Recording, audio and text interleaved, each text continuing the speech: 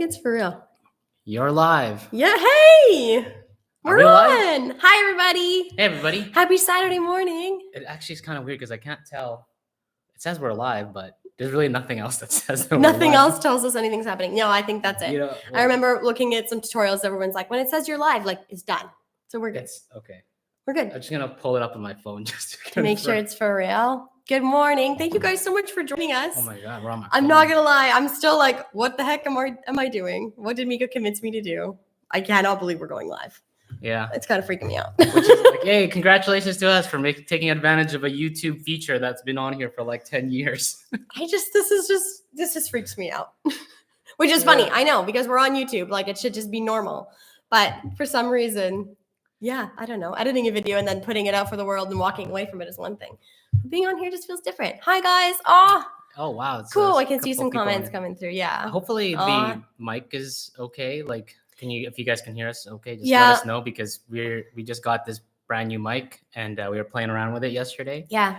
And, let us know if the audio is okay on your end. Hopefully our video feed's okay. Sounding good. Okay, sweet. Thank you so much, Amanda. I appreciate that. Awesome. Hopefully the audio is good. Let us know if you guys have any issues on your end as we move through today, but hopefully it's good. Awesome. Thanks so much, guys. Well, thanks everyone for joining us. Honestly, we probably should have done more research on what to do in a live, because I just said we should do a live. This is on you, because this is your idea. All right. I brought Nicole here. I'll just leave it to her. Nice try. Nice try. No, we really wanted to do today to celebrate 3 years of full-time travel, because somehow, I don't know how, but we are we've been on the road for 3 years, which is something for us. Like, it really feels like a big celebration for us, because we never expected to be on the road longer than we had planned for about 16 months. When we went to travel, we had not planned to do YouTube, and we planned to travel for 16 months only. Yeah. So I think the fact that we are at 3 years is just like blowing my mind. Like, how did we get to this part of our lives? It's truly like a dream come true for us. So we like to celebrate milestones. I love keeping track of like dates and years. That's my thing. So this has been a big one for us. Yeah. Man, it's been a number of years, and I just feeling a little nostalgic. I'm just trying to watch these comments as well, by the way. Yeah. Firstly, I want to say hi to a few people. DLFH, we see you joining from the Pacific Northwest. So thanks for being here. So good to see one of our members on here. Yeah, and just like everybody's so nice in the chat. Like, hi from Calgary. Oh, Shane Z. Hi there. I love that. But someone asks where we're from. We are from Calgary, Alberta, Canada. So we are from the Great White North. So I think what we're gonna do for hi, Auntie Mary.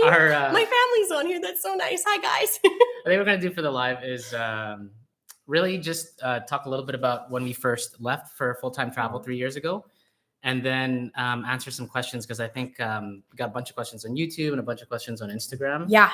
And obviously whatever you guys pull up, because you're here, so we'll answer yours, of course, as well. We're gonna try our best to find if you ask a question, save it till later, because it's gonna be hard to monitor the comments and monitor questions throughout until later on. We'll manage. Why did you want to talk about something first? Oh, you want to talk about when we first started traveling? Yes. Oh yeah. Mika wanted to reshare our story about first starting to travel, I think. Because it was kind of interesting, because and we weren't doing YouTube. It's not like we videoed this.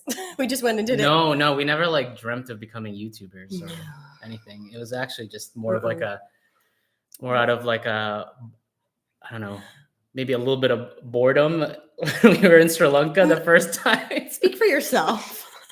No, so we left for full-time travel March 2021. Yeah. And after planning for years, and saving for years, and we were just going on savings. The whole plan was we kept our house in Canada. We own a home. We kept the house, and the plan was just to rent that out for a year and a half, do our travels, get that out of our system, and then go back home, because we had careers on the go, and a house, a dog, all these things.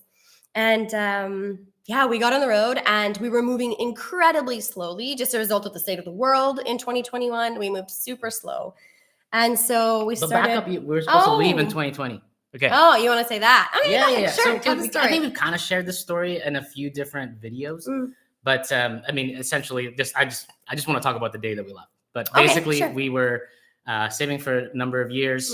I think 3 or 4 years to do this full-time like travel trip of a lifetime, and it was supposed to last only 16 months. We were actually originally started or planning to go in June of 2020, but 2020 was happened, 2020. and then plans got delayed. But eventually, we kind of took that leap in March of 2021, and like traveling hasn't really recovered at that point. So leaving was a little bit interesting for us, and I just remember thinking that, you know, I think we were talking about yesterday how like we thought that like when we went on our full-time like our traveling trip, it would be like this like huge, we wanted like momentous occasion, a big goodbye party and stuff, yeah. but like you couldn't do that in 2021. But it was a little bit different in 2021, so it was just a bit more like muted. I mean, we just left.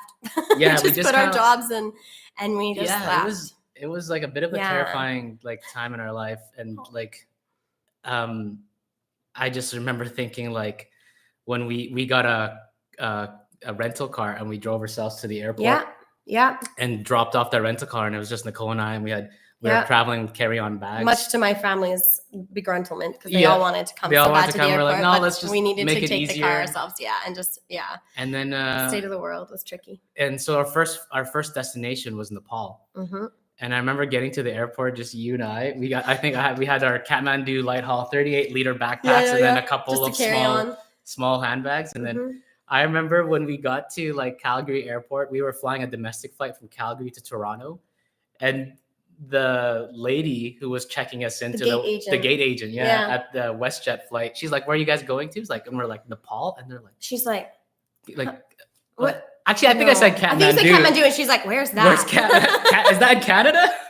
And we're like, "No, it's Nepal." No, it's in Nepal. And then, like, what? And then she wanted to see all our paperwork. Yeah, of course. Do you remember she pulling checked everything. out? She couldn't. It was just so funny. We pulled out like we had documents from the embassy, the Nepal embassy, in Canada. But it was all in Nepali, which is like in a different script. And so she pulls it out and she's like, "What does this say?" And we're like, "I guess we're all gonna need Google Translate." Like, I don't know. Oh yeah, so funny. That lady had the funniest time. Like, she did. I kind of felt bad for her because like she was trying to get people on the flight. Yeah. And then she's like, "Come back." All of a sudden, she's trying to translate Nepali to like figure out if these guys were like allowed to like enter the country with their visa, which is understandable. And I just remember like thinking that, our entire like quitting our jobs, selling our house, leaving our belongings, like all relied on this lady to allow us to go from Calgary to Toronto. So true. Yeah. Yeah. We arrived in Nepal on Miko's 30th birthday. That was like a big thing for us. Yeah. So we really wanted to be on this trip and be doing this by the time Miko turned 30, which was a big deal. So we left in time to like land. I think he turned 30 in the Istanbul airport, and we landed in Nepal on his 30th birthday. We eventually got to Toronto. Toronto. I said Toronto. Toronto, it worked out fine. It was good. Quiet. We made it. Remember that? It was so quiet. And it was like we had like a late flight, and I just remember thinking like if we like left like leaving Canada, like I felt like flying to Toronto was like a big deal because we started the journey, but like flying out of Canada, that was the bigger milestone. And I remember looking at that flight that. Like, do you remember the gate agents there at Toronto? They were. I think we were flying Turkish Airways, and then they were looking at it. They did the same thing. They did the whole dance with like trying to figure out our visas and documentation and everything. And it was just funny for them to go through it. I remember being so tired too, because I think that was an overnight flight from Toronto to Istanbul. Yeah, it must have been. Yeah. And those really good days. Eventually got to Istanbul, and then I turned 30 like at midnight. Yeah, I have a photo of Miko like in the Istanbul airport, just like sitting there with his backpack, and he's like so fresh, right? Because like we've just left for travel, so you look so fresh. You got a clean haircut, and, like we just, our clothes are like new and clean. Yeah, the backpacks look so good. Yeah, and you're just sitting there, and I was like, "This is 30, man." That was like, this is the scariest thing I've done in my 20s and 30s. So to date, I guess. Overlap. Yeah. So eventually, that was amazing. We really jumped in by going to Nepal first. Yeah. I will say. And that never went to. So we never like put Nepal on the internet. No. Yeah. Because we weren't filming. We had no intention of filming. All we had at the time was our cell phones. And in some ways, I really regret it because we did have our space camp, and not having Everspace Camp, even just on a nice camera, like let alone a video, but on a nice camera, it's kind of sad. I really wish that we had that like filmed and logged. I am sad for that, but whatever. At the time, we had no idea. And then it wasn't till 6 months in that you got itchy feet, and Miko started to decide he needed an extra hobby. Yeah, so we started. After 6 months, like the traveling to different places in the world really started sink in, and I'm like, well, what else could we do? You needed a creative outlet. I was like, okay, as long as I never have to carry the camera, I'll do it. But I just want to say that, like, I remember just going back to Kathmandu, like when we first landed in Kathmandu. Do you remember? I remember. I remember. I think we got in the morning, and then our hotel came. We're like shell shocked. Do you remember the airport though? Getting off that plane, it was like. Oh yeah, that's right. We walk off the plane onto the tarmac. Kathmandu Airport. It's like the worst. Well, at the time that we were there, it was under construction, which probably didn't help. Oh, I'm sure it's been in construction for decades. For a long time. It did look like it'd been under construction a while. It was just like a few hundred people trying to get through to this person who was sitting at a wooden desk. Yeah, like a play school. Yeah, it was the best introduction to full-time travel that we could possibly ask for, because it was like, I remember people around us, there was a couple of foreigners around us, and they were getting a little angry, and I remember us looking at each other, like, they're just frustrated. It's they're something that I weren't used to. All the Nepali people seemed happy and joyful, and we were all just moving forward. It was fine. And I remember Mika and I looking at each other being like, I'm so excited to be here. Yeah. Like, yeah. I know that this moment seems kind of like mayhem, but like, we're here. To describe like that landing, like, take your worst day at like the TSA like check-in or whatever, like border services, whatever. Imagine that, but like outside in like 30-degree humid heat. At least 30 degrees. And it was kind of like that. I remember the door to get into the airport was like largely unmarked. You're just fall in a crowd. It's just like a hole in the cement. Some people were starting to line up, but then you quickly figure out that like the lines don't really matter, and people are just going through. And I loved it so much. And you remember like the signage on the airport was just like handwritten, like scrap recycling paper posted on the wall, and then they were like handwritten. I do remember that, like on the little pieces of paper, like it was like 8.5 by 11s. Yeah, I do remember. Yeah. So that eventually got us through. But I think that the ride from the airport to the hotel, I think that was probably the most like profound moment for me, that like we were actually doing this. We were taking videos outside the window because like you're just in such a foreign place. We had been to we traveled before, we'd left on this trip, but nothing like Nepal. Nepal was incredible. Yeah. And it was just such I think coming from we'd been in North America for so many years prior, like we hadn't really done a lot of traveling in the years leading up to it because we were saving money for all of this. So to go and start in Nepal was incredible. I want to answer some questions though, love, because there's lots of questions coming in and lots of comments coming in, and I'm trying so hard to watch them. It's gonna be like, thank you guys so much for commenting and messaging and for the compliments. It's so nice to hear you guys are enjoying our videos. It sounds like Japan has been amazing for people. Mongolia has been amazing for people.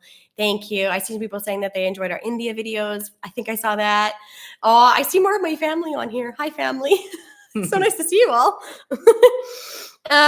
So. Question? We have had some people ask us where the dog is. We have our dog with us. She's sitting behind us, sleeping in her bed. She is here. Can you be seen? Oh, there's the side of her bed. We're not going to bother her. She's sucking on her little bear, which is like her little comfort toy. She's just hanging out. You might hear her bark at some point. She's relaxing. See more of her. Oh, more of my family. Hi, guys. Okay. I feel like, oops. I want to should I go to the top here? No. It's going to be hard. Yeah. I'm not so good at this, I don't think.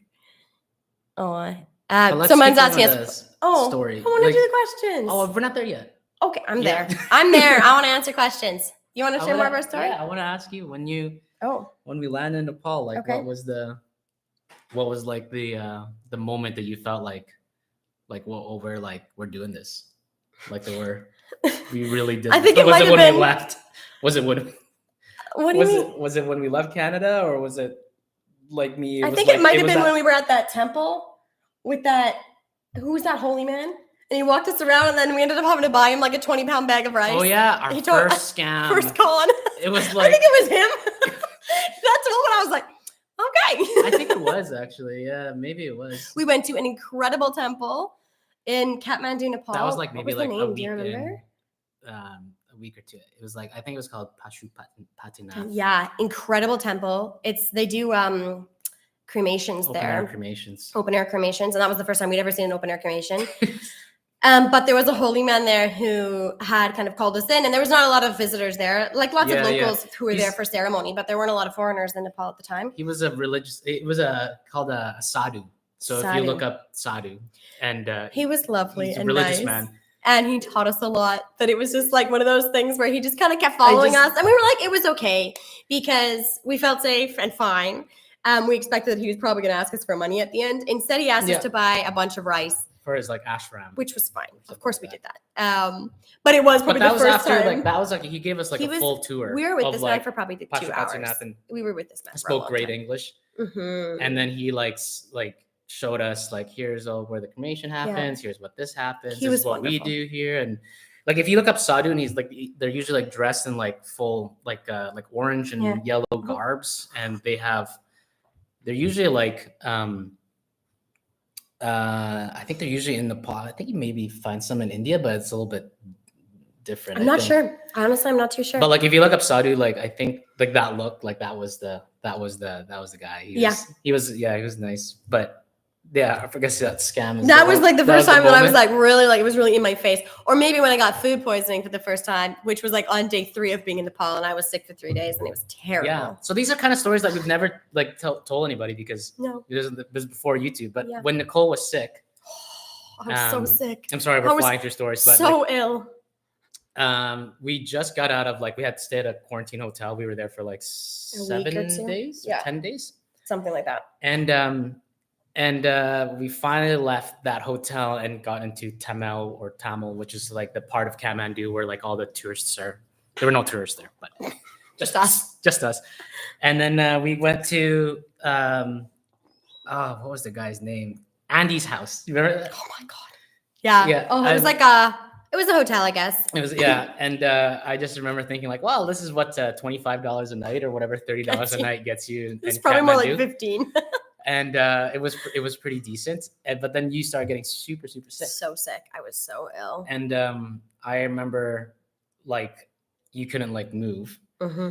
So then and then you kept puking. So then it was up to me to like go find something for her to puke in because we were like, we don't have any like plastic bags or whatever. It was terrible. So then I walked around Tamil. If you guys have ever been to Kathmandu, Tamil is like a nice, like just narrow streets. And there's like lots of walking streets, but there's also cars there. Yeah, it's brutal to walk through. But I remember walking, like that was like my introduction to like solo traveling without Nicole. Walking through those streets looking for a bucket, and there's no like, there's not like you're not going to like Home Depot. Yeah, you're not going to like Walmart or whatever. You go into like little tiny shops, trying to figure out what they individually sell. Owned by the people who live there. Yeah. And then I found a place that sold like a bunch of like cleaning supplies and like irons and appliances. Yeah. And then I found this like stack of buckets. And like on top was like a bunch of shovels or a mop or something like that. It was supposed to be like for like your home cleaning, right? And then makes sense.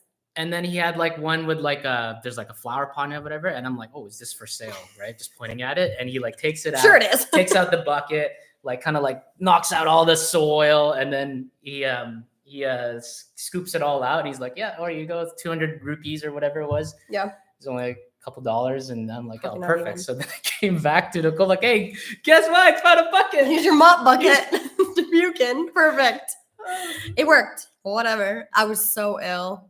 I think we had a question on Instagram about like if we've ever been sick. I think that was someone's question. Yeah. It was, right? But I want you to tell a story. Oh, okay. Last story. But I want to do questions. No, it's only 20 minutes into our. We have so many questions. I want you to tell a story of the when you were in Pokhara, so another place in Kathmandu or Nepal, when you were changing and those guys were playing chess or whatever. Do you remember that? Yeah, I remember that. So we went to Nepal primarily to do Everest Base Camp. Mm-hmm. But before we got to Everest Base Camp, we went to a different city called Pokhara, which is not too far from Kathmandu, and we wanted to do like a small little like almost like a starter hike. It was only like 3 or 4 days. Mm-hmm. And it's like a practice hike. And before just to like test out all our stuff and make sure we're all good. Yeah. We quickly realized that we needed more clothing, more warm clothing. And you were looking for a base layer. Yeah, right? yeah. I went into this, like, we were just shopping around at these local stores, and I walked into this one shop, and they had, I think it was it pants or a shirt? I think you were looking for pants for base layers. Yeah, base layer Like bottom. I don't bottoms, remember. Honestly, if it was pants or a shirt, we'll go with pants. But I do remember, I'm like, you're just in this big shop, and I really needed to try these on. And the shop owner was like sitting there with his like 3 pals. They were sitting having tea. They were playing chess. Playing a game. Yeah. I don't know if it was chess, but they were playing something. Checkers or something at the store. In the store. And the store is just like a big open square space. And so I'm like, I asked him if I could try on the pants. And he just kind of looks at me and he's like, yeah, go ahead, go do that. And I'm like, okay. Just like, where? the change room? Yeah, is there somewhere I can change? And he's like, yeah, right there. Like, literally he just points to the room. Corner, like the corner of the store, And like, he didn't mean anything bad by it. Yeah. I don't mean that at all. He just meant like, yeah, just go ahead and do your thing. And we're just going to be here playing chess. And I was like, no, I don't think I can do that. I think that's so. Yeah, I think I like stepped in. I'm like, no, like you got like we need a better. They didn't mean anything cover. bad by it. I don't want to make it sound like Yeah. that. It just was thought like it was I was uncomfortable. They just thought They it were was just like, so yeah, it's normal. fine, go get changed. Which actually was surprising to me because Nepal's a really conservative country. So Yeah. to have me like change in a public place is like not at all what I would expect. Yeah. But yeah, that's what he wanted me to do. So yeah, we just were like, no, you're gonna have to leave for a few minutes. And I changed it. It was fine. I remember changing so fast and being like so hot and sweaty at this point because I'm so nervous and like I'm now rushing for them. But the funniest thing, like I wish I had like a photo of it, but like because the funniest thing is like you went to the corner, yeah, and then like these 3 or 4 like old Nepali guys, they like including the store owner and like the people who were playing chess, they all left the store, and like the 4 or 5 of them were like standing at the front of the store looking out, like just, so that they were facing away from me, like in a row, like looking out, so that they were all facing away. I think you came to me actually and like kind of stood in front of me, Yeah. just in case someone like turned around or walked past the store. I just thought it was like the most hilarious one. Like we just totally interrupted their chess game so And that their you tea. could change. I think we did buy the pants, so there's that. Yeah. I'm pretty sure I bought those pants, Yeah, or whatever I bought, whatever I was trying on there. I'm pretty sure I did buy. So that's good. I actually wish we did film more of Nepal. Hey. Well, yeah, we didn't 'Cause, have none of Nepal. Yeah, because we have none in Nepal, but like I that was a great introduction. I think Nepal was probably one of the best introductions to full-time travel that you could get. We had when we were in Canada before we left, we had been going to like a travel health clinic to be getting all of our vaccinations, everything we could possibly get vaccinated for before leaving. We were doing because we didn't know where we were going to go. We had no idea, and so we were getting everything under the sun. And I remember when we had our flights booked and everything, and the pharmacist, who was the guy who was like helping us to figure out what exactly we needed to get for this travel where we didn't know where we were going. We had been seeing him. We'd seen him probably 3 or 4 times for different injections. And when we told him, we've like nailed it down, we're starting in Kathmandu, Nepal. I remember his reaction. He was like, "Oh, you're really going in strong." Yeah, it's like, and we were like, it's not like full-time travel. Let's go to like Italy or something. or even like Thailand or Thailand. Like Nepal. We're just and he was straight. like, "You're jumping right in." And I remember at the time, like we were so eager to hit the road, and like the thirst for travel was so strong that like we wanted that massive dive in. Like I wanted to just be in a place that was so new in every aspect, and Nepal delivered. Nepal delivered. I can't wait to go back one day. Just in every aspect, like the fact that like we, it was tough to get food. It was tough, like for us to like go when we went grocery shopping. Our grocery shopping in Nepal was hilarious. Fun. Because Nicole and I don't like to like go to restaurants too often. Like we like to just save money by doing our own groceries. But like our grocery shopping days would be like going from like store to store to store, from a tiny little convenience store, sells only a certain we buy like tomatoes at one store and then like pasta at the next store and then garlic at the next store. And then we'd find a few stores down, someone would have onion and we could make a pasta dish. So like, or like lentils at one store. Like it was just different. It was just different. And I mean, it was fun. It was good. And it was a great challenge. And I think we really got to like expand our skills, our knowledge on like how to be in a new place. Yeah. as visitors. Like even water was hard to come by sometimes. Like Mhm. I'm not even talking about Everest Base Camp. Like No. that trek was just like that was tough altogether. But just like getting hot water, it's like you gotta time your showers to like hot water. like 8 or 9 in the morning, thinking or like drinking or water. or drinking water as well. Like electricity, power comes in and out. Like Nepal is just really the perfect Good start. the perfect way to like just like it's almost like we got hit by a bat and like this is travel. And then like everything after that was just like so much more convenient. I mean, I would not give up going to Nepal ever. Like I would do that. I would go back 100% in a second. But it was just like every country that we went to after Nepal was just like it did feel a little more luxurious. Not everyone, but a lot of them have felt luxurious, more, like easier. 24/7 electricity. Yeah. Or 24/5 electricity. That was feeling luxurious. Yeah, at the time. We were also living on a super big budget, right? So we were like very intentionally staying in places where we might not have had all of the what are those called? Things that make your life easier. Luxuries. And after that, we went to Sri Lanka. Yeah, Sri Lanka for 4 months because that was amazing. That was amazing. So many people ask us, what's our favorite country? I'm sure that's probably a question here that I haven't. Someone says something's wrong with the stream. I hope it's not on our end. Oh, is it? Oh, shoot. Can someone let us know if you guys can still hear us and see us? Because someone says that something's wrong with the stream and I'm a little worried. Okay, stream's okay now. Okay, thank you. Okay, phew. Okay. Perfect. Thanks, guys. What was I saying? It's kind of weird to like talk to the camera and then like have feedback. Yeah, it's nice. It's like live. Like people here. Yeah. What was I saying? The luxuries? No, Sri Lanka. Yeah, people ask us what our favorite country is. And we honestly, our answer is always Sri Lanka. And I say that from the perspective of like, if you wanted to go somewhere, I mean, whether it be short or long term, but especially as like a holiday where you want to feel like you're having adventure, especially if you love Asian countries. Miko and I adore Asian countries. And Sri Lanka just like hits every button for us. It's incredibly beautiful. There's so many amazing beaches. The people are so friendly. The food is to die for. I would. Yeah. If I could have a Sri Lankan curry every day of my life, I would. If I had to choose like one food to eat for the rest of my life, it would probably be Sri Lankan curry. Sri Lanka was kind of a funny place because like when we first got there in the first 4 months, like there was really no tourists there. So this is the thing. So there was just only expats and. So the first time we went, we've been twice now. Depending on how long you've been following us on YouTube, we did go back and we filmed Sri Lanka. Shortly after India. Yeah. And I think that was part of us going back was that we had this idea of Sri Lanka that was quiet. And there was not a lot of visitors at the time when we were there because tourism was still really, really low. And so we thought that maybe our love for Sri Lanka was almost more of a result of just the time that we went, like how the country was when we were there. And so when we revisited over a year later, it's still our favorite country. Country. It's hard to pick a favorite country. It really depends what you're talking about. But I think like as a well-rounded place, like if we were just to be like, if you had to go and live in one place for the rest of your life, I think we would choose Sri Lanka. So I think that's probably our favorite spot. Can we answer questions now? Nicole wants to answer questions. Do you guys want questions or do you guys want stories?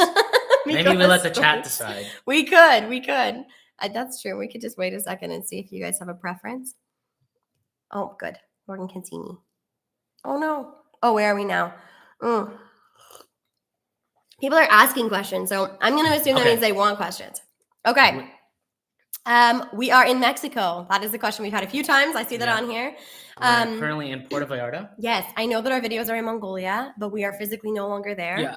Our videos are a bit delayed from our real life, which is honestly in a lot of ways on purpose, just to give us a buffer to breathe. Filming is a lot for us. Filming's a lot. And editing is a lot. And sometimes like you kind of want to have like a lot of days of filming and then like nothing for weeks. So we can just edit. Survive. Just breathe and have routine in your life. And like, we have discovered over the last couple of years that we need that as we film and build this YouTube channel. Like next week, I think we're going to go on another big filming bout and that'll be great. And then we'll be able to kind of film a handful of videos in the span of like 10 days. Yeah. We got a lot of cool adventures coming up. And then we'll be probably sitting down again for a while and just editing for a bit. So we've discovered that that's helping us. That setup, I guess, has helped us to kind of maintain our sanity as we run a YouTube channel. Yeah. We're going to be in a couple of days, going to Guadalajara. Mm-hmm.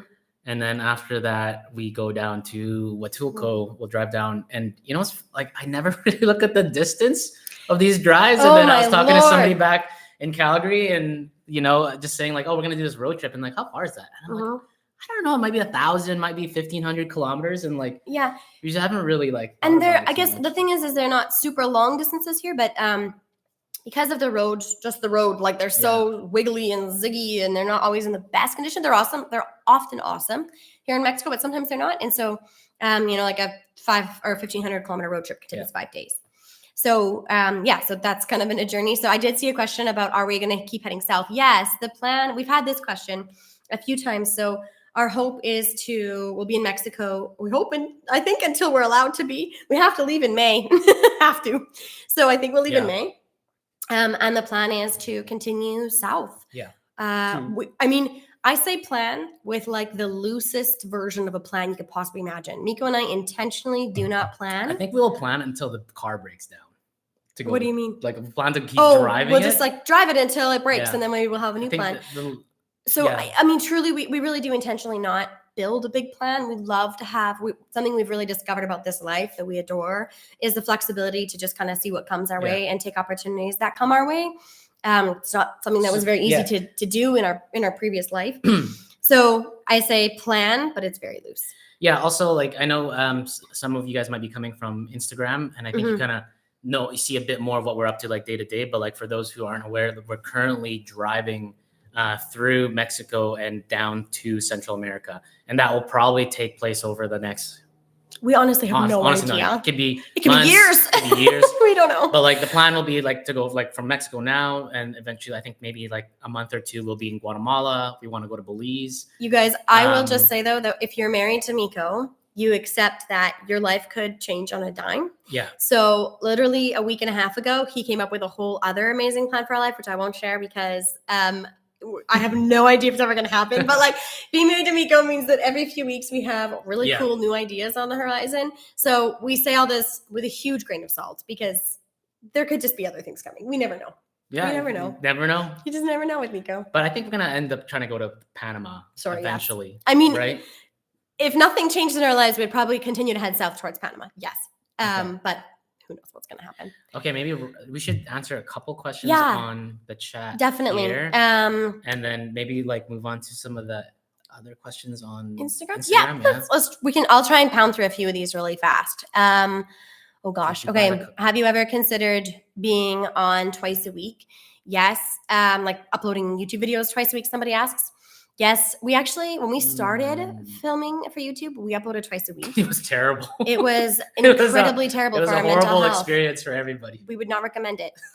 So we did it for, I don't even know how many months. And then we have on occasion when we have this backlog, because we do have a backlog of videos, we had on occasion in the past, like when we were going through our Philippine series and stuff, we would try to upload more than one a week. Yeah. And that was possible when our videos were like 13 minutes a video. But for some reason, the adventures are now like 20 to 30 minutes. Yeah, to be honest, like I feel like in some ways it's becoming more like about the long form. So like I think in the beginning when we were uploading twice a week, we were under like 15 minutes. And that was the long normal. Video was like 16 or 17 minutes. And that was normal for YouTube videos. Yeah. And things have really changed on the YouTube platform. Yeah. And like I'm not like, Nicole and I really try to make sure that our videos are like what we want them to be. Like we're not quality. Yeah, I think in some ways like some creators might go for like a quantity like direction. Yeah. But I think our approach is more about like just quality and something that we're really happy with. So we would happily take our time on a video to make it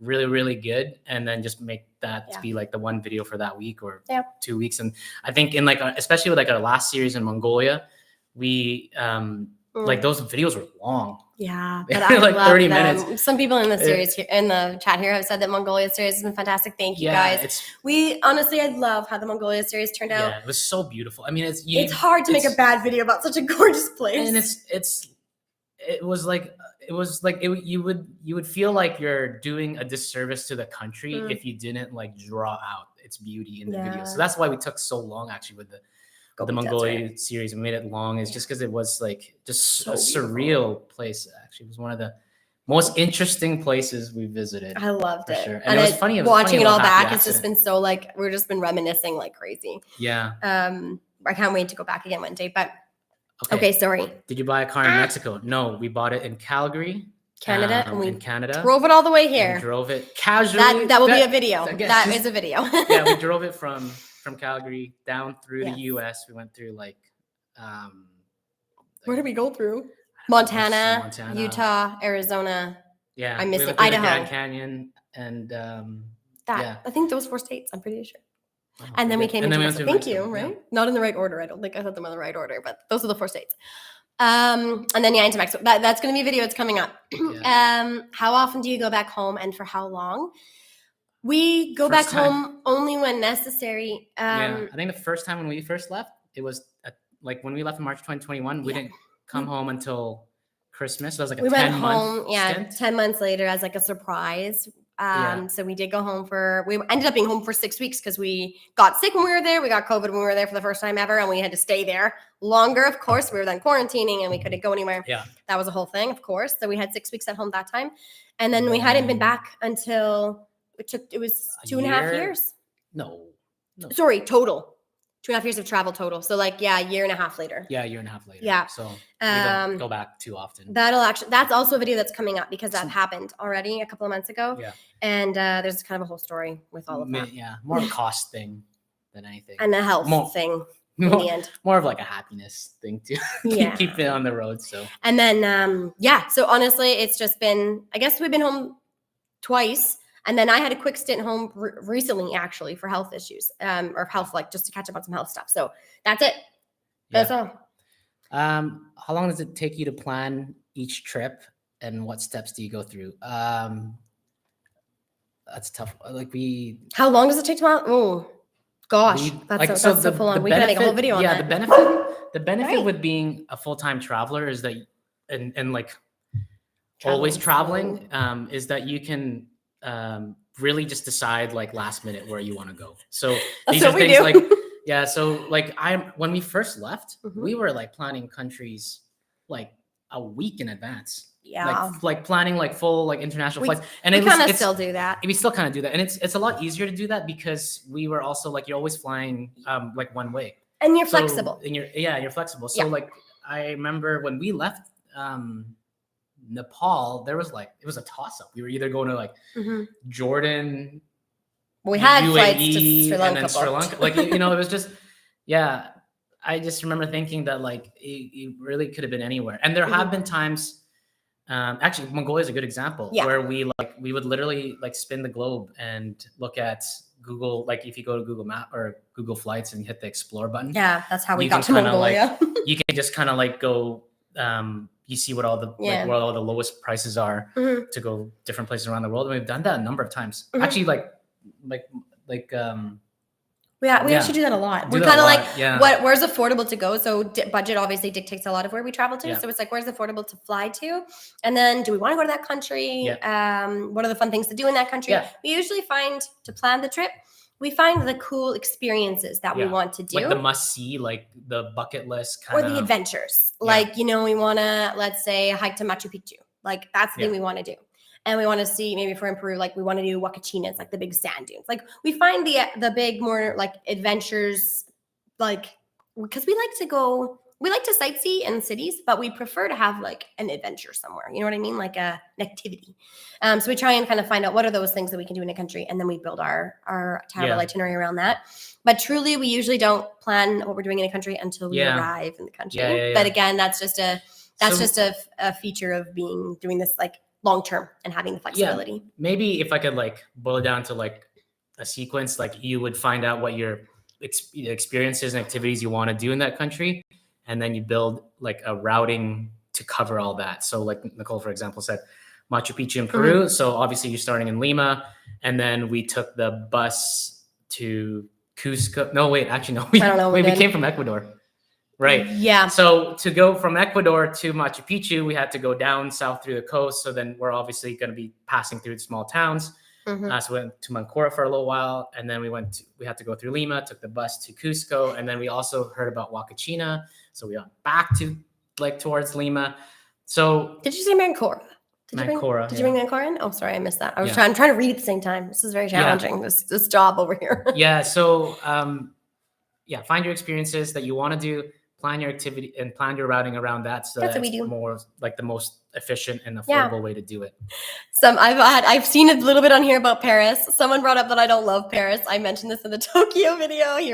Whoever brought this up to begin with, you have some serious attention to detail. Nice job. I am not sorry. It's okay. I am. This is kind of a hard question. I don't mean to take down people from Paris, but I found Paris to be it's really, everyone smokes and I get really bad headaches from smoke. So truly it's probably mostly because I'm just grumpy because I have a headache the whole time the few times I've been in Paris. I just find that because I don't speak French, I know people think Canadians all speak French and English, and we don't. People from the side of Canada that we're on pretty much only always speak English. And so, we struggle a bit with the language, and we found that the French folks they're not as patient as most people around the world when you don't speak their language. That's been our experience in Paris. But that's just what I think I'd go back to Paris again too. Yeah, but you've only been once. Yeah, but I'd still go back. Yeah, I think experience it as an adult. Like when you went to Paris, you were like first time 18 I was like, just. Yeah. So I'm scrolling. Yeah. And somebody asked if we went back to Calgary or to Canada to travel with our dog. The answer is yes. The answer is yes. We went back to Canada to buy a car so that we could travel with our dog. Yep. And road tripping through Central America was like the best kind of adventure we could do with her. So. For now, we'll see what comes. But she's not small enough to take in a plane. And really quickly, I in the want cabin. to see this one. Are we going to do an updated video on cost to travel the world in 2024? I think we're thinking about it. We have been talking about something like this. We might. I think, another finance video or a cost video. If you guys have any ideas, feel free to either, I guess you could put them on here or send them to us on Instagram or in a comment or something. We're not sure if it should be like a travel, money tips video, or is it more of here's what we spent. Yeah. Or in maybe second and third year of travel. Yeah. Maybe some conversations around how we stick to a budget. We could do it that way too. We've got some different ideas. But if anybody has something in particular that they're interested in talking about, let us know. And if you're watching this after we filmed it, you can put it in the comments down below. Maybe let's pull up the Instagram questions. Oh, okay. Will you come back to India one day? 1,000% back to India one day. We didn't go to Ladakh. I think, and a lot of people wanted to. I'm so sad. And we wanted to go to Amritsar, but it was either we were in Mumbai, and it was either we were going to go north to Amritsar. Well, actually go back to Delhi and then to Amritsar. Yeah. Or do we go down to Kerala and Goa? South. And then we decided south because we were going to go to Sri Lanka after. But it was because the decision was whether we go to Sri Lanka again or Pakistan. And I want to go to Pakistan so bad, but it was cold at the time. Yeah. It was too cold. And it was we wanted to do the hike in northern Pakistan in the Hunza Valley. Yeah, the fairy meadows. But it was just timing was wrong, so then we ended up going to Sri Lanka afterwards. So that meant we were going down to Goa and Kerala. Yeah. But definitely, there's so much of India to see, and I definitely want to see more. So we're definitely gonna be back. Okay, I'm gonna pull up some questions from Instagram just because we told these guys we'd answer some of these as well. Gosh, these are tricky. What bank do you? This is an easy one. What bank do you use to minimize foreign fees? That's easy. We use Wise.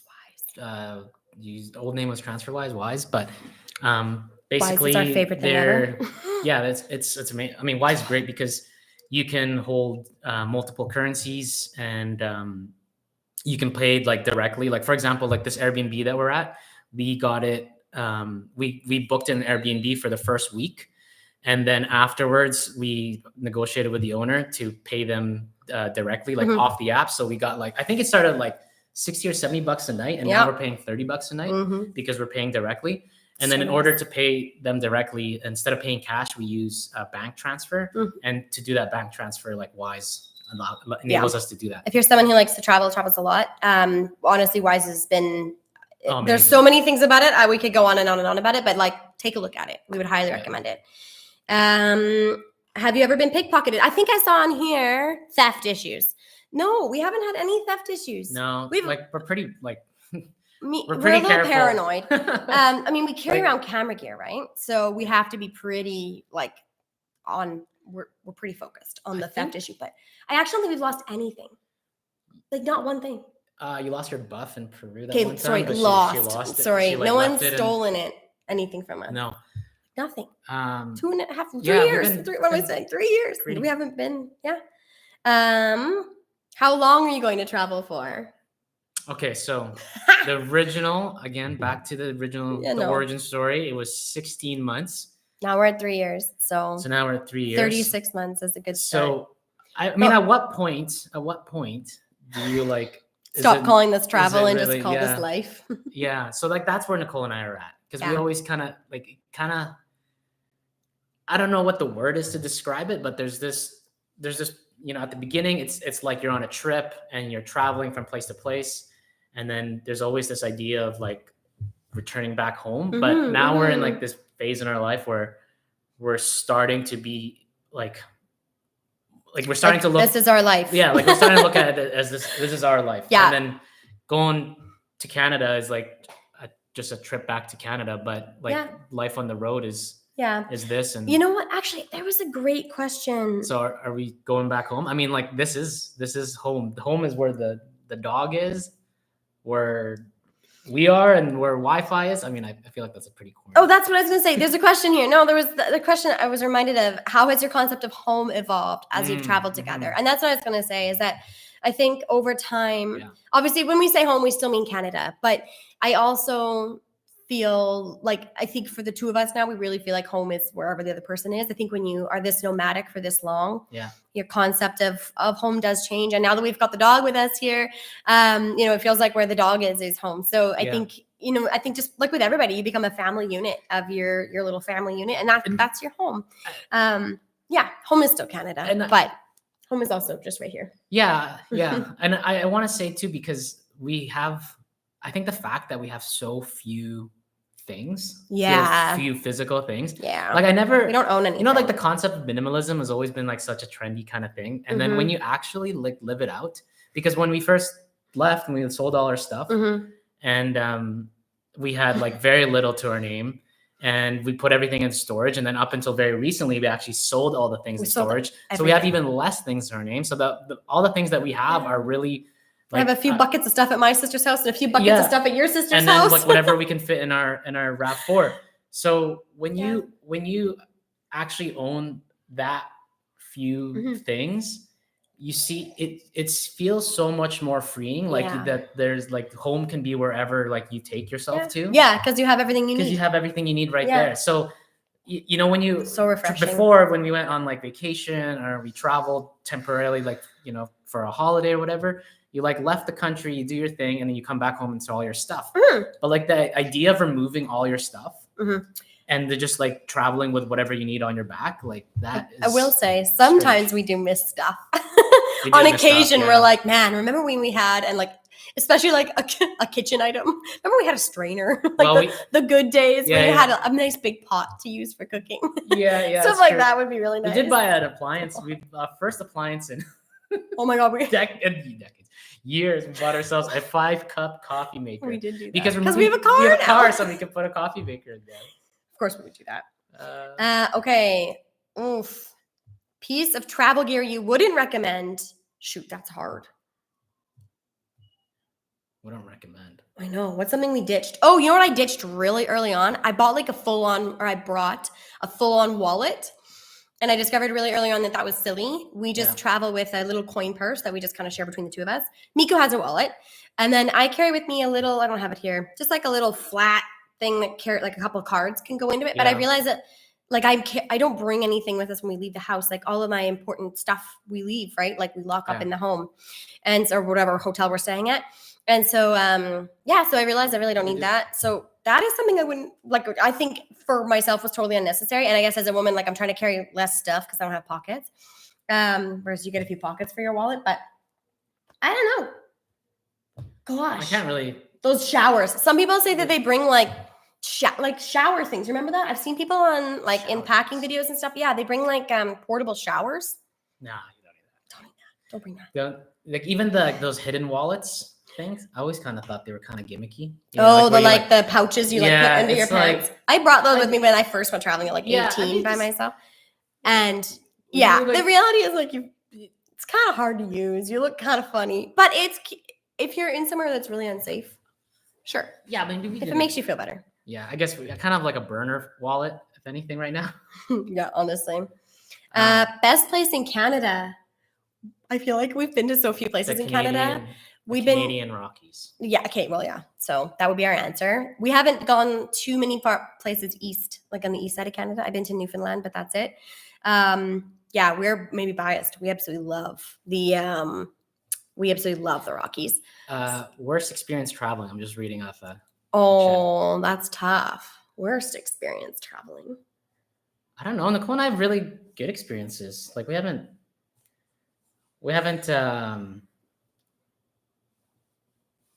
Gosh, that's hard. We haven't. I don't know. Like we had nothing. We did see a guy. I was at this is like we didn't never filmed any of this.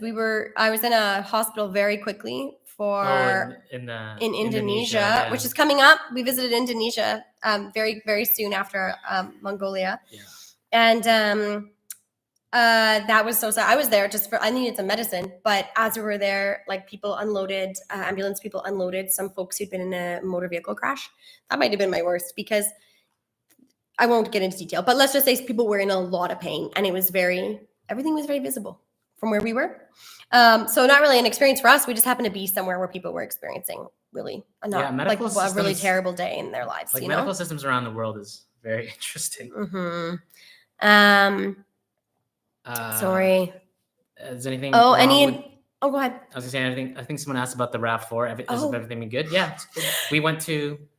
Yesterday I went to. Yeah, Miko just got it fixed again. There was like a light on the dash. It was like 4-wheel drive light. Yeah. And I've been trying to figure that out for a while. I eventually got it fixed yesterday by going to random kind of mechanic shop in Mexico. And, and it was good. Yeah, people super helpful, super nice. Yeah, the reason why very good. The reason why we got an old RAV4 is because we felt like if anything was to break down with the car, like a RAV4 is we have like a 2008 RAV4. Yeah, like very like ubiquitous. Everybody how to has fix it Toyota RAV4s. Yeah, and it's been great because every time we have had it in for any sort of service, like everyone's very familiar with the RAV4. So I think we had a good choice. Someone asked, have you considered Vietnam? And I'll just mention that because we were supposed to go to Vietnam after Japan, but then the visa issue meant that like we messed that up. Get in. So we went to Mongolia. But we actually have been to Vietnam. We went to Vietnam in 2017. We absolutely love Vietnam. That's why we wanted to go back. We only went mostly did would you say the south? We did Saigon, like Ho Chi Minh City, and then we went to Hoi An. And then after that, we went by like Ha Long Bay. We didn't do Ha Long Bay. We did Lan Ha Bay. It was like the budget option, which is awesome. And Cat Ba Island, and then Hanoi, and then we flew out to Cambodia. Yeah. But there's still so much of Vietnam to see. We really want to do the Hai Giang Loop in the north. That is 1,000% on my bucket list. I want to do that so badly. So we'll do that one day. But Nicole remembers all the dates, but I remember all the places. All the places. Miko's memory for names of places we've been is amazing. So between the two of us, we could kind of pinpoint usually where and when things happen. Usually between the two of us, we're good. I like this question. Do you have any advice for couples who are traveling together for the first time? Oh, what a good question. Gosh. So I want to say Nicole and I are a bit of an anomaly. Why? Because I feel like we travel very well as a couple. Why is that an anomaly? Maybe lots of people do because that. I feel like I know a lot of people like that would and the relationships would have a shorter lifespan if they spent this much time with each other. Well, I think what maybe helps Miko and I in terms of the travel department is we actually both have I feel like we figured out our roles in our travel life. Like we each sort of have things that we do to organize the travel days, to make the traveling like easier and nicer. We Yeah. really just work to our skill set. So we kind of each take on tasks that we're good at, and we happen to be good at very different things a lot of the time, which is kind of nice because then the other person's usually good at the thing that, like, he's good at the stuff I'm junk at, and vice versa. Yeah. So honestly, my advice would be stick to your strengths if you can. And like, I think we just trust each other to, like, you take care of this thing, I'll take care of this thing because you're good at that and I'm good at this. But yeah, I feel like it's a lot to do with a relationship. Like travel is a stressor. Yeah, for sure. That's for sure. But then like what it comes down to is like, how are you guys together? Like most of the time. And I think as a traveler, what I keep the thing that I think you really have to just have as a person, at least this is what I have found most useful for me, is I just have to be so flexible and ready for whatever. And you really have to have a good attitude when stuff comes your way that maybe makes you a bit uncomfortable. Like my perspective on travel is if you're not uncomfortable, you're kind of not doing it right. Like to me, I want to be uncomfortable when I travel. I want to be in a new place that's like just testing me in a new way because it's a new language, it's a new culture, it's a new food, whatever. Like you kind of want a little bit of discomfort. I want to try food I've never tried before, and I might be like, what is this food? But I want to try it anyway. Like to me, that's the joy of travel. So I think that's like, you need to lean into that. And I know that's on the personal level, not on the couple level, but I think Nico and I both lean into that. We both love that. And so it works for us. I think if one of us didn't lean into that, it might be harder, but we usually just like laugh. Like I can think a couple nights ago, we were lying in bed and it's 10:30 on a Sunday night. So last Sunday. And all of a sudden, music starts up so loud. And it sounds like it is happening right outside our window of the house that we're in. And we're like, what is happening? And it went until like 1:30 in the morning with a 30-minute intermission from 11:30 till midnight. Mariachi concert. Full on like band. Real life band. Yeah. And like you just have to laugh, right? Like those are one of those moments where you're just like, it's because we're in Mexico and this is just what happens in Mexico. And like, that's cool that we get to be part of a neighborhood where like, this is normal. We're just having this big party on a Sunday night. Mariachi band concert. And we were like, Miko's like, well, at least we can't hear the dogs barking. Like, like those sort of things I think are helpful for us, like to have that kind of approach to it all. I think you just gotta have to like put like the place and like the location that you're at, like put that ahead and like really like admire that together. And I think maybe the one last thing I'll mention about relationships is that I think if you both could have mutual admiration for the things that you're seeing, that is I heard like that's a great indicator of like relationship success.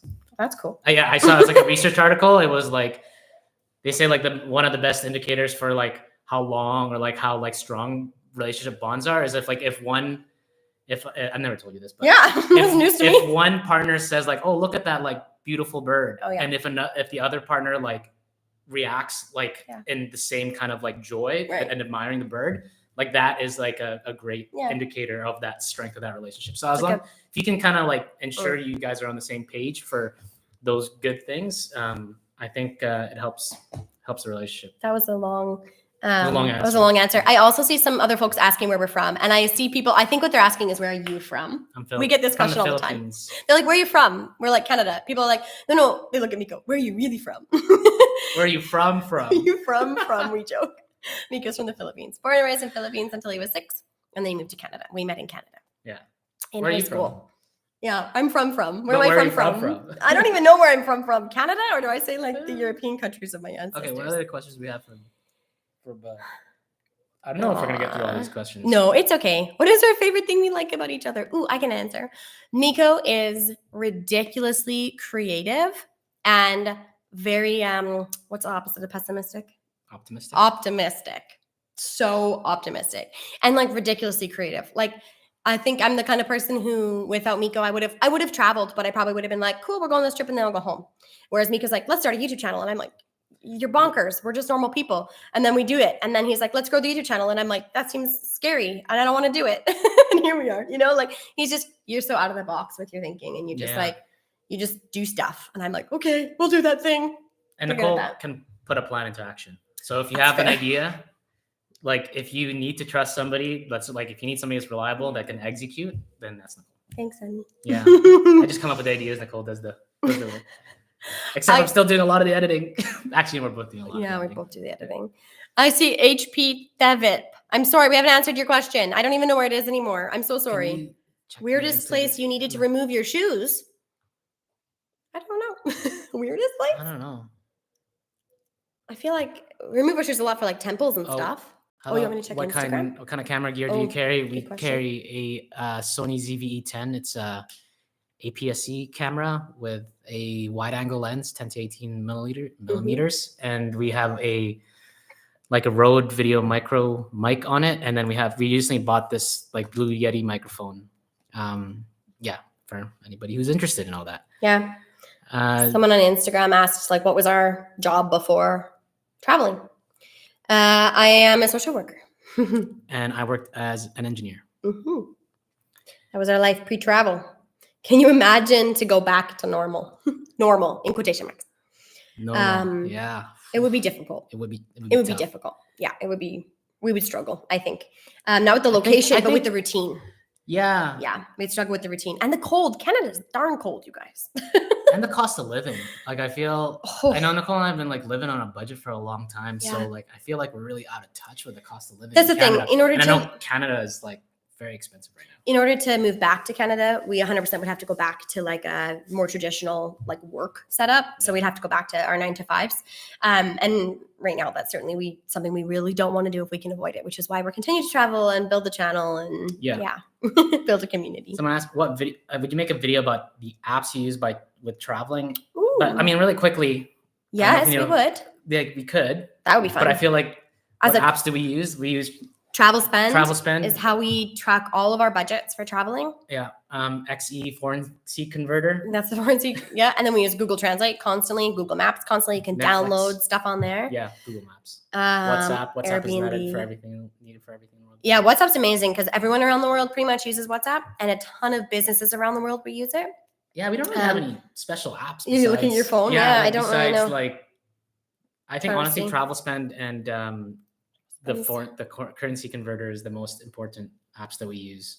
Yeah. For travel. And then like all the traveling planning things, right? Like I have a whole box of them here. Airbnb and Agoda and Hostel World. We use Surfshark for a VPN, which is necessary to watch Survivor every Thursday night.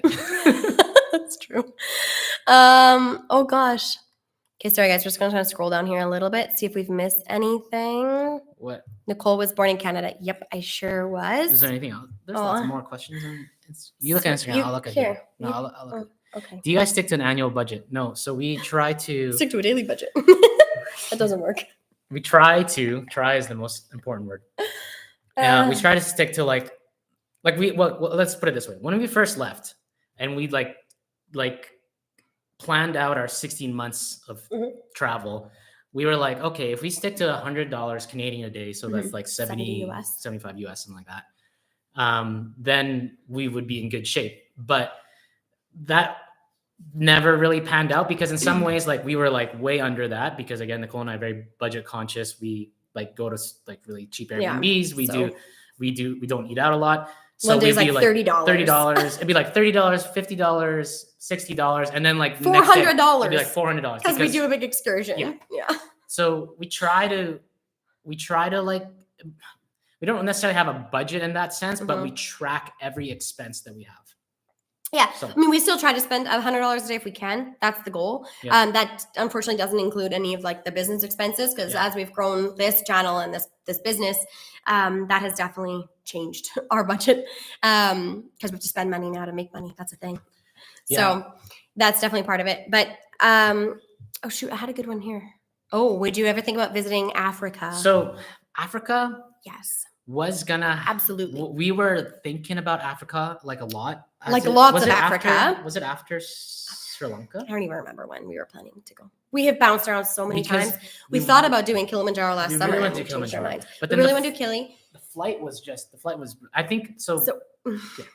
Go ahead. The reality is when we get to, Africa is a huge place, obviously. We're talking about a whole continent. But when we get to Africa, we want to do a lot of Africa. And Africa is expensive to see a lot of countries without, the flights between countries are really expensive. So we would love to do a lot of overlanding in Africa, which takes a great deal of time because from what we've understood from our research, transportation between, it's a lot of you take a van there, but you're gonna have to wait till the van is full. So you might wait for 4 hours and then you're gonna see how far you get today.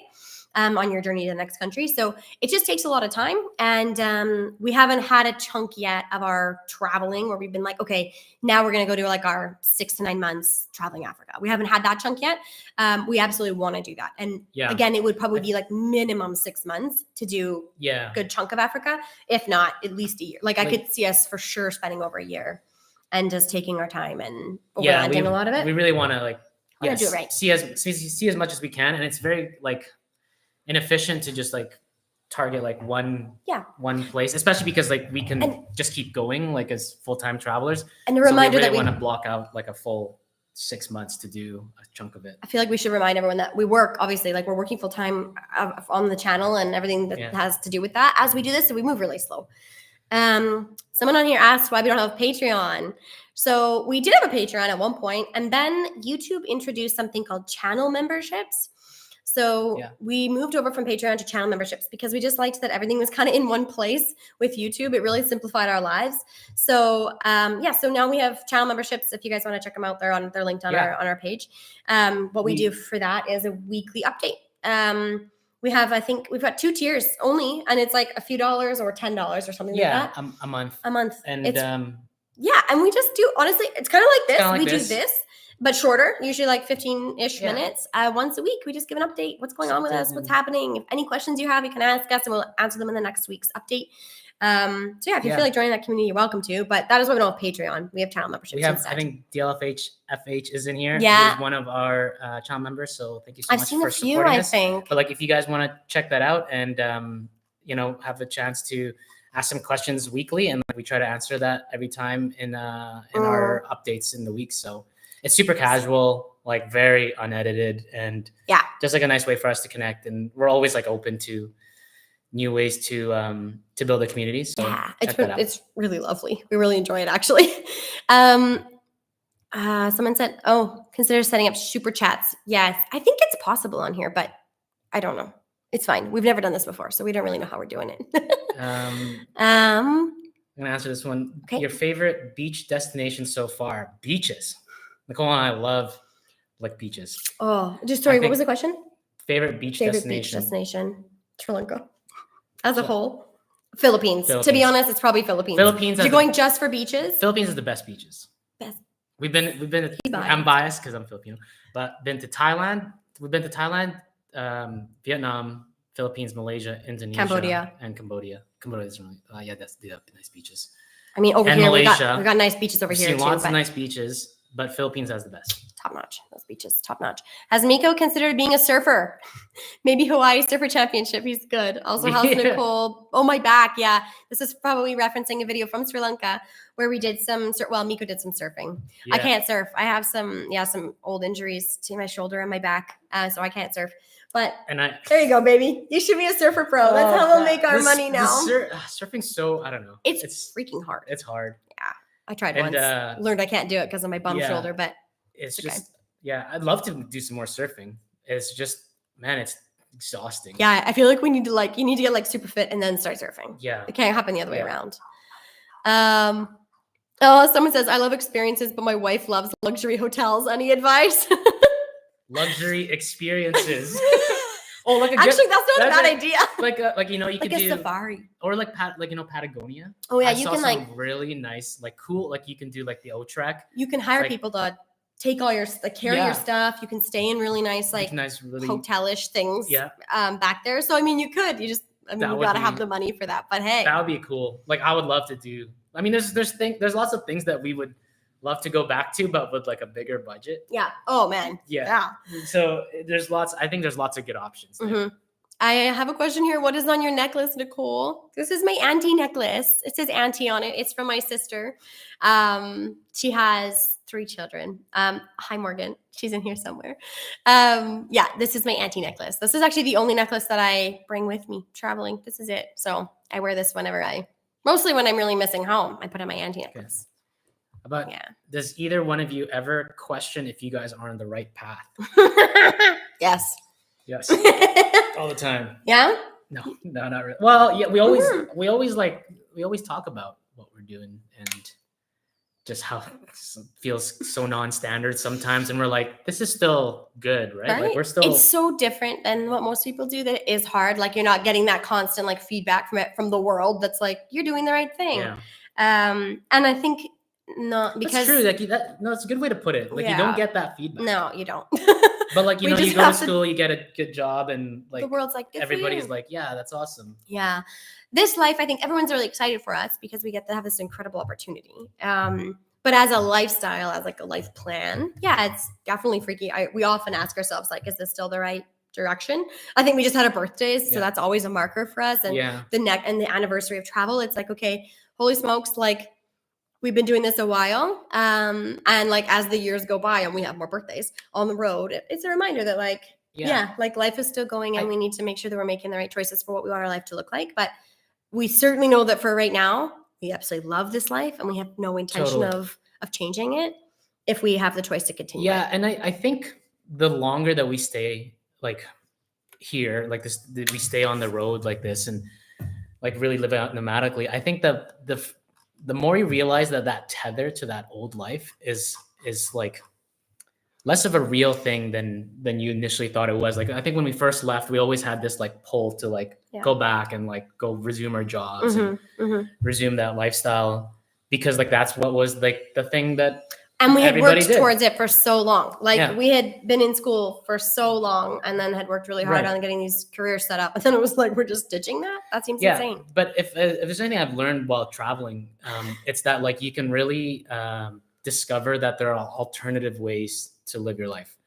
And you see that not only in just the people that you meet in different countries that are local to those countries, but you also see that in other travelers who have also you know, taken that jump of like you know, leaving their traditional job, let's say, and did something for themselves, and then, you know, 20 years later they own an Airbnb in Sri Lanka. That's hope. Or something like that. So there's lots of ways to live your life, and I think the biggest thing we learned from traveling is that to understand that that we have those options. That was a question we got on Instagram, actually. Something about like, how has your perspective of like life in the world changed since we started traveling? I think that's the big one for me, is that I think previously I had a really hard time picturing a whole different lifestyle outside of our life in Canada. And I just thought we'd go travel and then we'd come back to that lifestyle. But I think being gone as long as we have been, it really took me to the 2-year mark. I remember we were in Philippines a year ago. And I remember feeling like for the first time, I felt like, holy smokes, like we could maybe make this a lifestyle. Like this doesn't have to just be a trip. Like this could actually be the way we live. It doesn't have to be temporary. Like if you just popped her head in the washroom. So I'm like, hey. She sees the toilet. But, and I think it's also like really challenging to explain that to, I don't know, to like, let's just say to the next person. We just have a hard time explaining it, period. Because it's like Nicole said, like, you know, the world doesn't really give you feedback that this is like the right path that you're on, or this is the good, this is like, I don't know. I feel like everything that we've done up to the point that we left were just tools to like help us figure out what we want to do in life.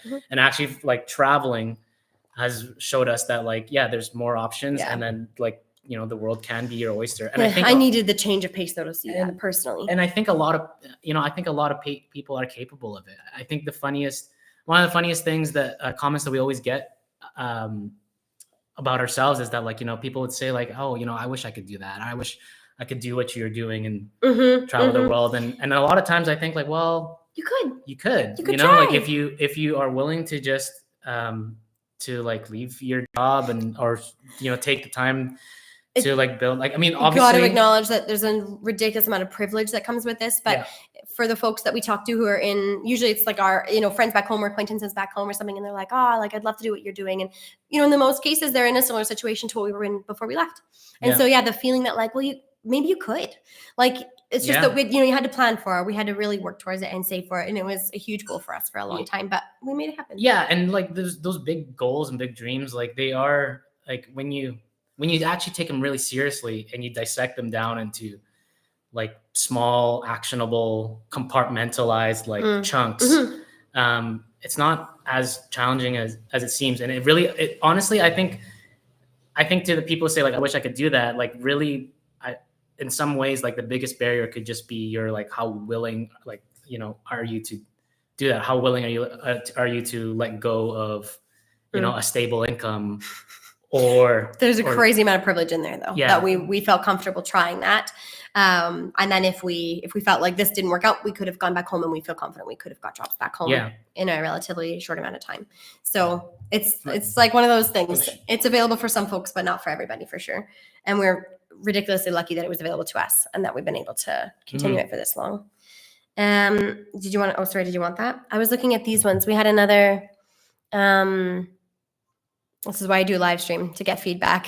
Thank you. That's a good point.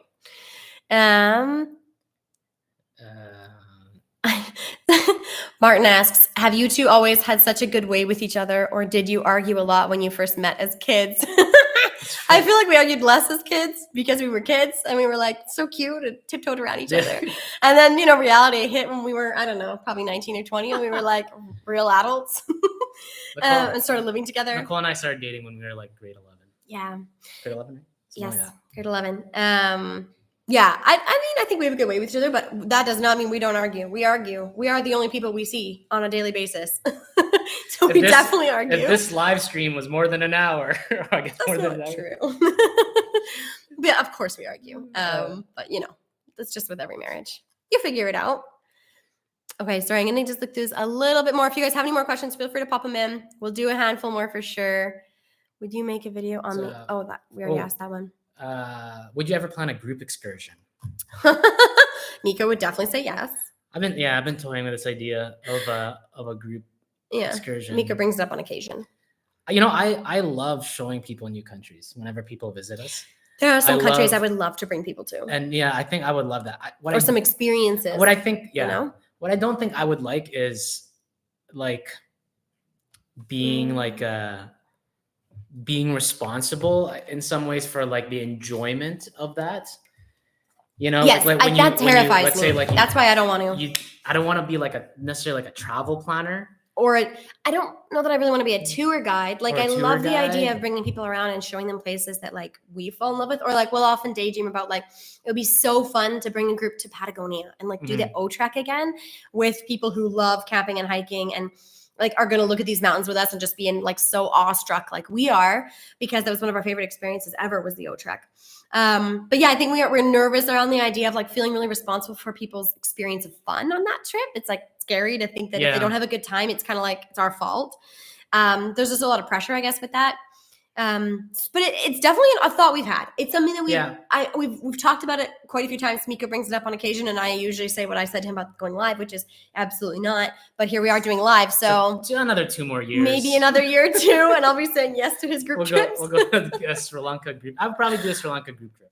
I would do a Sri Lanka group trip, but honestly, I would love to do an experience like the O-Trek or the Everest Base Camp or something. Yeah. Yeah. Oh, I had a question the other day I liked. What are your thoughts about places on the news that are dangerous? Is that the reality or has that been overblown? Oh, yeah. That's a great question. Such a good question. You want to start? Yeah. I think a lot of times the news really over embellishes or over dramatizes the situations. It's kind of their job. It's kind of their job is to rise our emotion. But when you actually visit, it's like way more muted than you thought. So there are certain places that like I did feel kind of unsafe. Like where? People are going to ask. Like where? Oh, yeah. Like Santiago was a little bit. Santiago, Chile was the risk of theft in Santiago isn't like ridiculously high. And it's just the result of the current like political environment that's happening in the region. At the time. I mean, it's been 2 years since we were there. So we felt unsafe in that way. Theft, because we were carrying camera gear around with us. Don't recommend that in Santiago if you can avoid it. That is the only place that I have felt. Colombia was a little interesting, but not like as a whole, like certain pockets of Medellin. That's what I was going to say. So maybe Bogota was parts of, I think, the news situation. Unfortunately, with the news, I find that it ends up painting a whole country as one way. Like actually Pakistan's a good example. I think that like I just said, I want to go to Pakistan so bad. Pakistan's at the top of my travel bucket list right now. I want to go to Pakistan so badly. And sometimes I say that to people and they're like, you can go to Pakistan? And I'm like, yeah, you can go to Yeah. Pakistan. And I think there's a lot of this impression that Pakistan's a really unsafe place. And I think there are pockets of Pakistan that you would generally want to avoid. But for the large majority of the places that a tourist is going to go, you're going to be just fine. So for us, yeah, I think we definitely are in our experience of places that we have been that people are like, that's so unsafe. Our experience is that it's not usually to the extent that people say. And if it is, like even Philippines has some dangerous places, but they're so small and in these tiny little pockets. Yeah. So don't go there. That's like if I said like, you shouldn't go to the US because this one neighborhood has like, lots of crime in one of the, northeastern cities or whatever, like one part of New York or Boston or something like that. It's like how do you say that for a whole country? It's kind of ridiculous, really, to write off a whole place. And I find that the news, especially if you're watching this from a Western country, I feel like the news really paints this picture of if there's nothing like amazing happening in that country, it's got to be like some sort of civic like turmoil or like some sort of like conflict or whatever, when it's really not the case. So someone asked if we would ever go to Paraguay. Yes, 100% we would. We almost went. We were in South America a couple years ago. We would love to go. At the tip of when we were at Iguazu Falls. Yeah, we were close. Puerto Iguazu, that was at the border of Brazil, Argentina, and Paraguay. Yeah, Paraguay. Yeah. We would love to go to Paraguay. Absolutely. We want to do all the rest of South America. We wanted to go to Uruguay, we did. From that because Montevideo is the capital, and I think that was right across from Buenos Aires. At the time, we wanted to take the ferry. Yes, it's so expensive. We're like, wow. It was at the time most of the land borders in South America were closed when we were visiting. They kept their land borders closed for a really long time. A lot of South America, so we had a hard time getting country to country there. So we would had to fly to different countries. So we ended up having to do a bit of a different route through South America. If we kept driving like there's RAV4 past Panama over the Darien Gap and into South America, we would 100% be visiting Paraguay. Yeah, and maybe Venezuela. Yeah, it would be amazing to drive through South America. South America is probably one of the ultimate destinations for driving. And so good. Yeah, I'm still there's a part of me that says that we should really drive back down to Ushuaia because South America is awesome. There's some Paraguayans on here, which is so cool. Favorite food you've had in your travels? Okay, if you wanted to, this is Morgan. She says, let's say if I wanted to travel just to eat good food, where would I go? Honestly, if I had to go to one country and eat one country's food for the rest of my life, I would choose India. Because what? Oh yeah, well, Indian food is so varied and so flavorful. I would choose India easily. Yeah, if you want to blow your mind with food, with good food. Yeah. And they have such good vegetarian food, which I love. I'm not a big meat eater, so I would choose Indian. If you wanted maybe if you wanted to maybe a less on the flavor but more on the variety, I would go to Malaysia. Because Malaysia has amazing influence from so many different areas. Yeah, they have a Chinese influence, the Indian influence, and obviously Southeast Asian influence. So Malaysia, you can get the most amazing Thai food right beside the most amazing Indian food right beside the most amazing Chinese food. I think what's cool about Kuala Lumpur specifically in Malaysia is that you actually have you will have Indians living and working and cooking there. So it's Indian people cooking the food. So the food is really authentic and incredible. And I think that they have access to the right ingredients just because of their location. So even though it might be Indian food, it tasted to us like they were actually cooking with ingredients that you can get usually only in India, or it's easier to get in India. So that was amazing. And the most surprising thing about full-time travel? Something I never thought about that I love is that we never have to clean. I mean, we do right now. True. We've been in this house for a while. That's true. That is actually probably the best thing. A huge perk is that you're in a new accommodation every few days, maybe a week. So you're rarely cleaning stuff. Yeah. It's just when the house gets dirty, you move on. It's perfect. Yeah, that's what I paid. I paid so that someone else was going to clean this. They don't talk to you about. If you just that's really nice. You just keep going on the road, or you never have to pick up a vacuum. You might have to pick up a broom every now and then. Yes. But and you have to do your own laundry. But I mean, truly the best thing about travel is the freedom. This idea of traveling long term like we have been is something I just the freedom when we left the first time. I remember just feeling so struck by how we were in control of our time for the first time in what felt like my life. It was we can completely choose what to do with our days over and over again. And it continues to be that way, even though now we work very full time on the YouTube channel. Yeah. Even though it's still we really have jobs, very full-time jobs with this. I think because we're choosing it and we've chosen to grow it and it feels like our baby, I still feel that freedom. Would you agree? Of full-time travel? Sorry, Like I was reading the comments. Oh, it's okay. It's okay. I think we I'm like, can agree. yeah. It's okay. Yeah. Did you read a good comment? We should probably wrap up in 7 minutes on the half hour, all guys. right. We'll do about 7 more minutes, a couple more questions. So what's the best advice you can give to a first-time traveler? Firstly, lean in. I would say lean in. Also, I'm just jealous because like that, I think that initial experience of that there's a world bigger than your own, like that moment it's just such like an amazing thing. It was for us. I think to get yourself there is awesome. So I'm really, really jealous of you if you are a first time traveler. But I think, like you said, lean into it. Lean into that discomfort. When you feel a little uncomfortable, be like, that's why I came. Yeah. That's why I'm here. Yeah. I think if you have an appreciation for the place that you're in, that these, people might be a little bit different and food might be a little bit different and lifestyles might be a little bit different. But then the more you travel, you realize that like everybody's kind of the same. Like, everybody's just trying to, earn a living for their family and, not make the most of their lives. The world, the the world isn't out to get you. I think that's, Also, DLFH says that if we could do a group trip, that would be fun. So that'd be pretty cool. So maybe we'll have to do a group trip.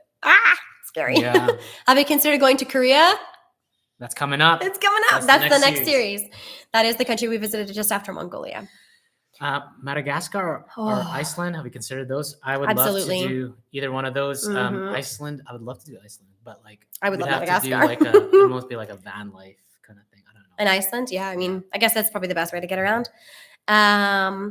What about a Canada-wide trip? We would love to do more of Canada. We have absolutely had dreams of doing a cross Canada trip in the past. I'd love to go up north because no one really we don't really go north. It'd have to be in summertime. And I hear the mosquitoes are terrible, but I would totally do it. One day it would be. I think, how your own country always seems accessible to you. And so I think in our situation, we haven't done a lot of traveling in our own country because I feel like, it'll always be there. Whereas like, I want to go see all these other places that like I have the opportunity to go see right now, and Canada will just always be there. But one day we need to see more of our own country for sure. What place do you care least to go back to? That's hard. Yeah, so I feel like there's to go back to. So you may have seen this before, but like Nicole and I always kind of leave, sometimes intentionally, sometimes unintentionally, leave like more to be discovered in a country. Yep. And we love the idea of revisiting countries. Some people are like, I never want to revisit a country. That's not us.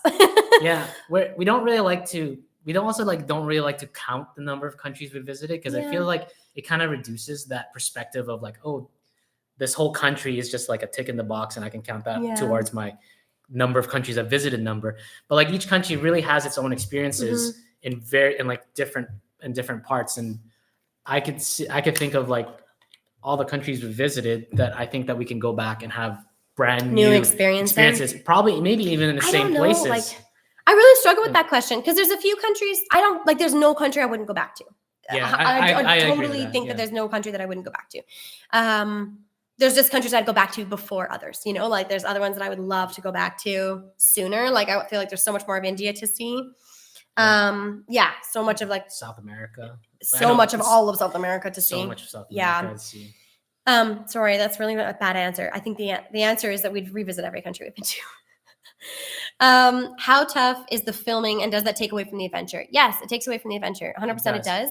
We have really learned to build in break times and times where we don't film at all. So there's a lot of things that we've learned now. We really need to just like not bring the camera along. I'd say that on experiences where we really want to we're trying so hard to be present in the moment, but we're filming it. I'd say we feel like we're kind of 60 to 70% present. Yeah. Which is hard, right? When you want to be on this beautiful adventure that you want to remember forever. Yeah. So it takes away, for sure it does. But to add to that, we've also recently it's really kind of dug into my mind that even though that we're 60 or 70% there in some instances, I find that like sacrificing that a little bit enables us to capture a memory for a lifetime in a YouTube video. And that is so special. And that is that's so why different. that's why we started the channel. Like we didn't start the channel to build a YouTube channel. We started the channel to film our adventures and be able to remember them. And I love that we've done that. Yeah. So like, let's say like, we do like this amazing hike and like we can't like fully enjoy it 100% because we're filming. I find that little bit of effort to like, that 30% going to the video enables us to like look back onto that video and like relive it again. Once like when we edit go to edit it, we always relive those memories, and it's so fun. It's been so fun in the Mongolia series because especially like going through the Gobi in Mongolia, we were so on, like it's a 5-day tour. We're trying to film so much and like capture it well and just do it justice. And so it's difficult in the moment to feel in the moment, but man, being able to relive the Gobi Desert adventure through the video, like I just loved that. Yeah. So like it has its ups and downs. Yeah, it definitely has its ups and downs. Will you do more lives? Yeah, probably should. We should. I enjoyed this. I would come back and do it again. Yeah. Okay, really quickly, last couple questions because we only have a few more minutes.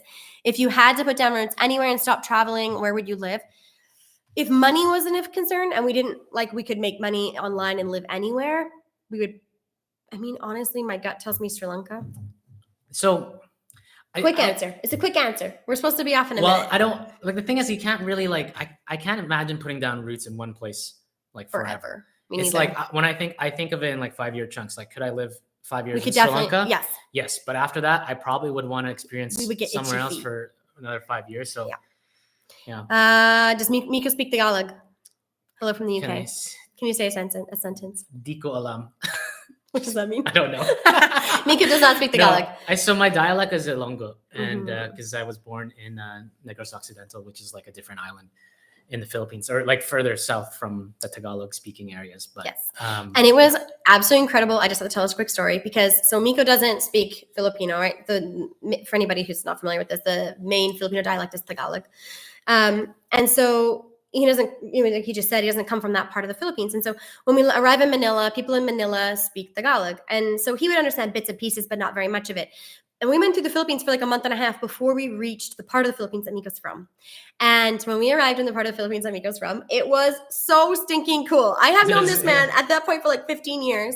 And we get into a cab once we've arrived on the island that he's from. And the cab driver starts asking him questions about where we're going. And he responded to them in English. But you knew everything this man was saying. And I was like, who am I? Who is this guy? Like, I feel like all of a sudden I didn't know him. I'm like, how do you know what this man is saying to us? It was so stinking cool. Because one of my favorite memories. Because I lived in the Philippines until I was 6. Spoke and fluently. Then, I must have, I suppose. And then moved to Canada. So I lost the language after living in Canada for so long. But then to like go back to that same island and have people speak the language. People speak that language is kind of like, oh man, there is something from there. Oh, okay. I do also want to mention, just back to that last question, because you talked about my 30s. When we talk about videos that like, do we wish we ever captured? Does it take away from the moment?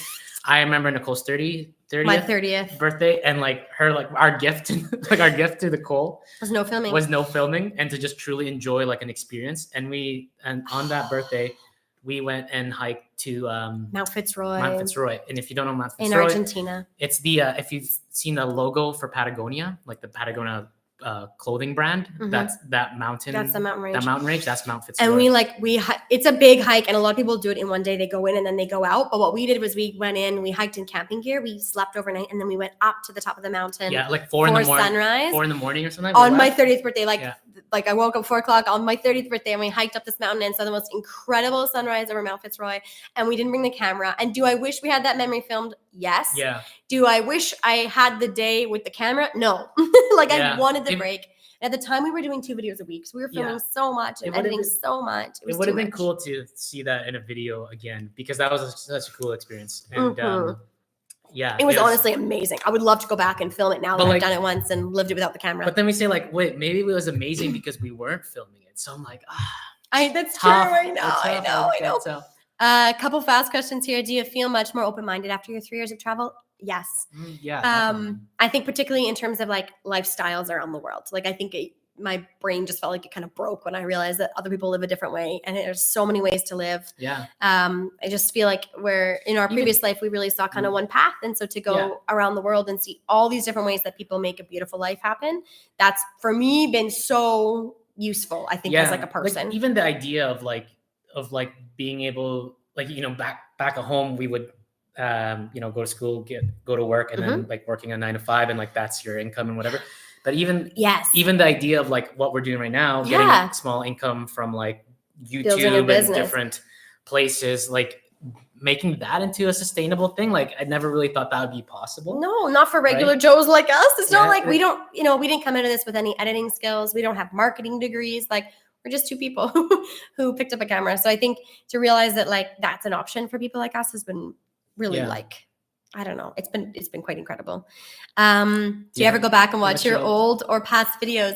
You know what's funny? I have been recently. I've put on a few of our old ones because we have had real TVs for the last few months, and we don't usually have TVs in our accommodation, and so we would always edit our videos, and all of the biggest screen I see it on is the laptop when we're editing it. So I'm like, oh, a TV, and I'll put on a video that we made that I've never seen on a TV. So that's been kind of cool. So no, kind of. I do watch some of their old videos sometimes. Yeah. But it's only to like see like epic shots, like I love Patagonia. I know. We should go back and watch like the Georgia series, the first ones. No, the first. Don't go do that, anybody. Please don't go do that. Start from the beginning, no, guys. You really shouldn't. Georgia, like Tbilisi. That was fun. Thanks, DLFH. I'm glad you enjoyed this. Oh, and I don't know if it's Lies. How do we know how to say her name yet? Lies. It's nice to have you on here. Oh, much appreciated. That's so nice. Oh, Morgan, I'd love to move to Vancouver Island one day too. That'd be pretty awesome. I think I think we've answered quite a bit of questions, and we've this has been hard. I thought it was gonna be like an hour, but you guys asked some great questions. Yeah, this has been awesome. I'm sorry. We could go on and on. This is our problem. Miko and I can talk. If you have we need to give Nicole some more words of encouragement to do more lives. So let us know if you enjoyed the live. If you have like topics that you'd like us to talk about in the lives, that'd be great. Sure. I'm also that floating the idea of a podcast. I think a podcast would be cool. I'm just gonna say that right now. And I think I'd love to do like a travel podcast where it's you and I talking travel stuff with other travelers, because we have like a small community of other content creators who are also traveling, and also like people who are traveling, not necessarily making videos, but like and really enjoying their travels, and we connect with them. And it'd be fun to do like a little like 30 minute like chat and podcast. I don't know. If you guys love ready to for see that. a podcast, let us know so that I can start working Nicole towards a podcast. And in 2 years, Miko will start his own podcast. Yeah, that'd be sucky. Our guest is Nicole. You know what? If you don't want to, I'll start my own podcast. I'd be like, guest guest today is Nicole every week. Okay, we should wrap this up. Thank you guys so much for tuning in and joining us. This was a lot of fun. Yeah. Thanks for convincing me to do it and celebrating 3 years with us. People say they would watch or listen to your podcast, honey. So that's pretty cool. Yeah. Okay, guys, have an awesome rest of your day wherever you are in the world, whatever time it is for you. We are going to go get our second cup of coffee, and our next video, we're not having one. We didn't have one released today. We did the live instead, but we'll have one coming up next week. Mongolia tips. If you want to travel to Mongolia, we felt like we needed to do the travel community a service favor, because like we had like no idea where Mongolia, like how to travel Mongolia was like. So we made up tips for you. But anyways, check that out. That'll be next week. And then Korea coming your way. Yeah, and then Korea coming up. Yeah. And then some of Indonesia and And then the story continues. Good. Okay, thank you guys so much. Bye, everybody. Bye, everybody. End.